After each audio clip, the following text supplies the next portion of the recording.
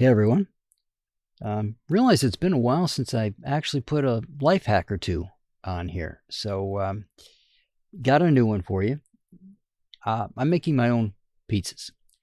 And as part of that process, the dough that I'm using um, needs to rise. Now, the dough is pretty straightforward. It's wheat flour, a teaspoon of salt, a teaspoon of um, olive oil, a teaspoon of sugar. Now, in order to get the yeast activated, you have to put the yeast in warm water and you throw a little sugar in with the yeast to give it something to work from. So overall, you're going to throw about a cup of water into this recipe. I usually throw a little bit more water in because what I've been doing is throwing Parmesan cheese, the grated stuff you get in the containers at the store, into the crust. So the uh,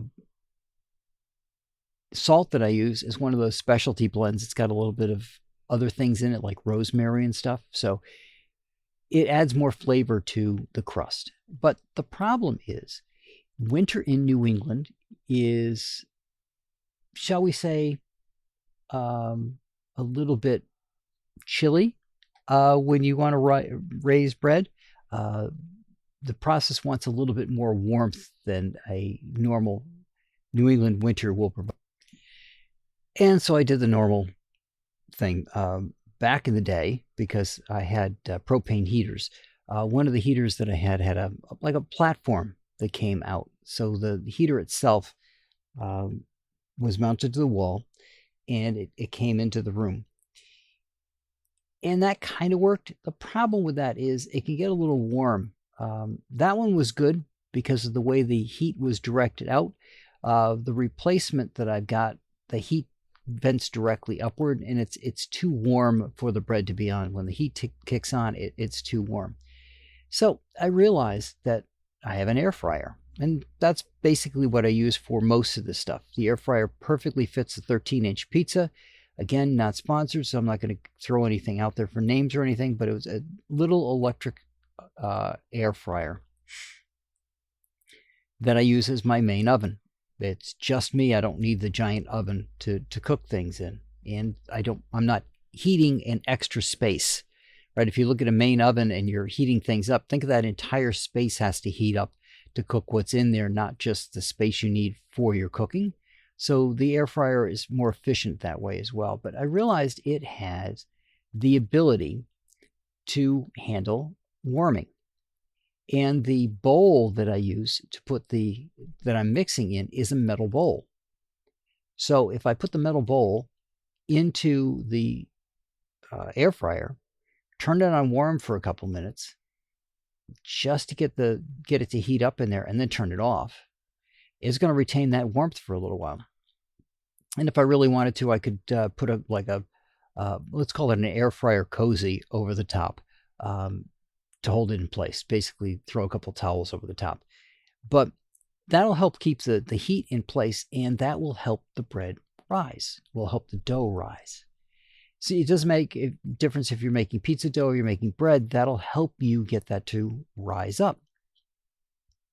And you want to do this right as you get that yeast in there and get it all mixed in, so the yeast gets that extra warmth to help it activate even further and do what you want to do, raise that bread up.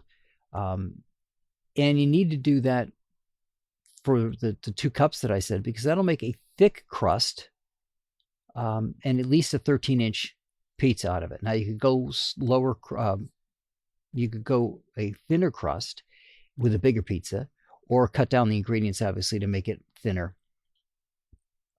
But I like it at the thickness that it's at because I also get the benefit of those other spices and things that I put in there. So the crust itself tastes good as well as the pizza.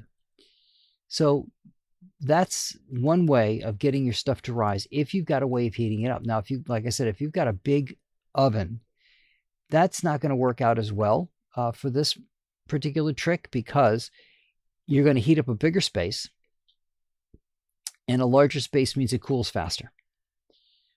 Something small like this, the bowl just fits into the oven, so it's not it's not any wasted space, and because the bowl is metal, it helps radiate the heat through the contents. In addition to that, just having it unwarming is not baking anything, but it does get that crustiness on the top that you're looking for. So when you lay it out, it's not sticking quite as readily to everything. You're going to throw your flour and things in there to help dry that up, but at the same time, it just having that extra crust in there, it helps.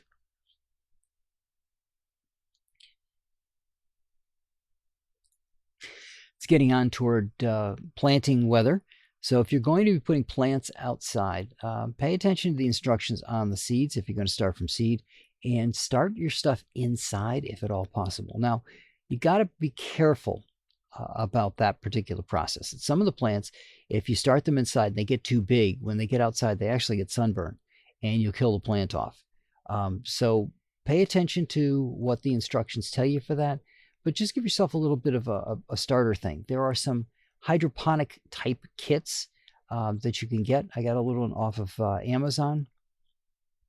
It has a light on the top. It's got these little cones that you're going to put the seed in, and the water is going to circulate underneath it. It comes with the chemicals that you need to add to it for nutrients for the plants, and the plants grow very quickly. You got to take them out of there, obviously, and plant them in the field, because you can't leave them in there like I did and then have one of the plants have a huge burst of growth with roots, which I had not anticipated, and they went everywhere. That was an interesting cleanup process at that point. It swelled the entire thing up with the roots. The reason I did not anticipate that is because if the water is already there at the roots, you don't expect the roots to go hunting for more water. It's got the water it needs, and that's typically why you get those root systems out, which is a hack if you've got plants in your house. Don't always pour the water near the base of the plant. Make sure that you're pouring the water away from the plant so that the roots have to reach out for that water. It helps get a richer and fuller root system going in your plants. Another thing, now that it's getting to be nicer weather outside, if you have any animals, both inside or outside, but I'm thinking more of the not domestic, that hang around, or even if you have stray cats or dogs in the neighborhood, make sure that you keep water out for them this year. It can be difficult for them to get clean water, and if you've got a bowl or two outside for them to go get water from, it'll help them out, and that includes both animals, birds, etc. are going to want to have water, especially when the weather gets hot. I've got my standard array of animals already showing up. I've got my skunks, my chipmunks, my squirrels, my raccoon is back. I've got bunnies this year, plural, hanging out around the feeder. Plus, I've got my plethora of birds, and temperatures here are going to be getting back into too warm for spring temperatures, into the 70s or high 60s, and they're going to need a good source of water that they can rely on so that they can rehydrate themselves and keep themselves going. So think about doing that for your little friends as well this year as a hack for keeping your house happy outside. Now, a happy set of birds outside means that they're hanging out around your house, which means that there are any insects that need to be eaten, they're eating them around your house. So you've just, for the cost of putting out some bowls of water and possibly some food, you've now purchased yourself a something better than a bug zapper to go around and get everything good. Get rid of all those bugs for you. Keep your garden and everything good.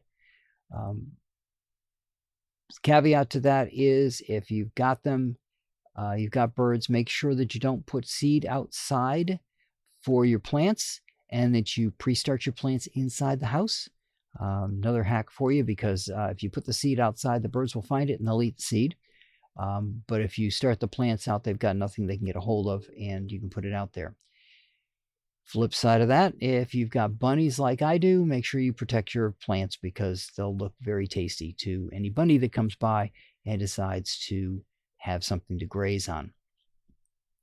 Another hack from that category is if you've got regular birdseed, it's usually like an alfalfa or something that they throw in there.